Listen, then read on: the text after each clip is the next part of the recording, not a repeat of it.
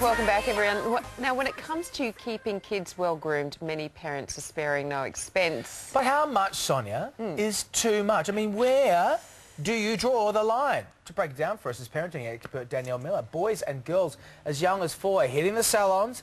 Their mums are paying upwards of dads as well, paying upwards of $75 for a haircut. A haircut. Yeah, I just had the bowl on the head sense. and just cut around the bowl as a kid. And look how you turned out. You turned out absolutely fine. No therapy at all. I think it's pretty crazy. I mean, of course, price is all relative. So if you happen to be incredibly wealthy, spending $75 on a haircut might not seem so bad. But at the end of the day, it's completely over the top, and it says more about our desire to keep up with the Joneses and more about the fact that we've become incredibly materialistic than it does about the fact that any child would need that degree of style. And are we projecting our style interest onto kids? I'm seeing a lot of like toddler fashion stuff, and while it's cute and all, they're just going to get dirty and Vegemite up. And is it even cute? I mean, sometimes I just think it's madness. I don't think they even look like little children. There's so much time for that later. I remember recently in the news reading that the latest fashion in toddler attire was skinny leg jeans. Yeah. And I thought, how do kids move in those? And they interviewed a mother. Comfortable. Well, they can't. And they interviewed a mother who said, look, my daughter can't actually move in them, but she looks adorable. And I thought, at 2, when you're actually learning to walk, that's a problem. And I love it when babies look like babies too, you know, and they're in their onesies and they're just, you know. There's nothing cuter than a little Bonds onesie. They're adorable. So I think it is absolutely madness.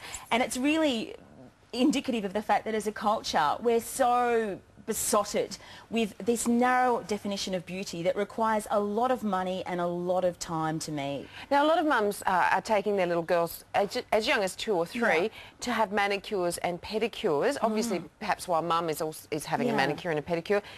Is it harmless bonding, or is that a little bit over the top? I think at 2 and 3 it's a little over the top. I mean, there'd be nothing cuter, I'd imagine, than if you're sitting at home and you're doing your nails and your daughter's curious. But if you've gone to a salon and they're running around, it's a good way to keep them still. I don't know that they would. I don't know if they've got particularly compliant 2-year-olds, but I cannot imagine that my daughter at 2 would have sat there and let a stranger play with her fingers and nails in a peaceful fashion. There would have been much screaming. Yeah, I think it's crazy. Absolutely, you know, children will naturally, girls and boys, demonstrate an interest in things that adults do, just as they demonstrate an interest in, you know, pretending to drive a car. So if they see mum painting her nails, they're going to want to try that. Lots of little boys do as well. So let's try it at home, but don't spend $50 getting a professional grooming, you know, regime started, because where does that stop?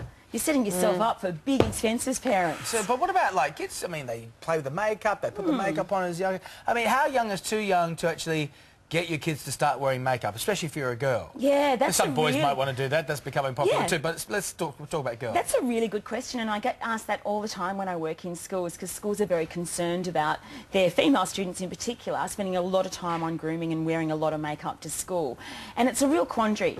Certainly girls are presented with a lot of messages around beauty, and that will always determine that they need to wear a lot of product. So it's not surprising that girls feel a need to do that in order to fit that ideal.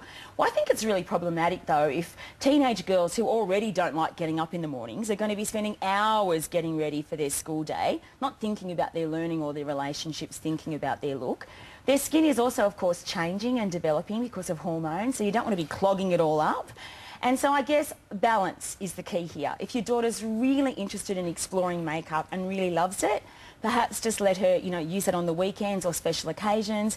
As much as possible, try and encourage her to keep it natural at school so her skin can breathe. But at what age, Danny, do you do that? Because my little niece, who, you know, I think around the age of 8, because my sister works in the beauty industry, you know, she started wearing makeup and we went out and she had like bright red lipstick on. Nice. And it was not right. But was it a dress up, or was she trying to look attractive? Did she think she wouldn't look like a pretty little girl without it? Sorry, what was the question?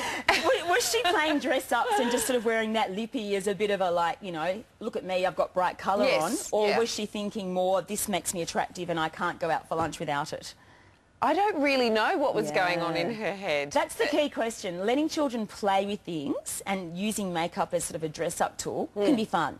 Encouraging our children to realise that that's the mask they need to put on to go out into the world is really dangerous. Especially when they're 8. Yeah, let's slow it down. There's plenty of time for all that later. Give them a Batman mask.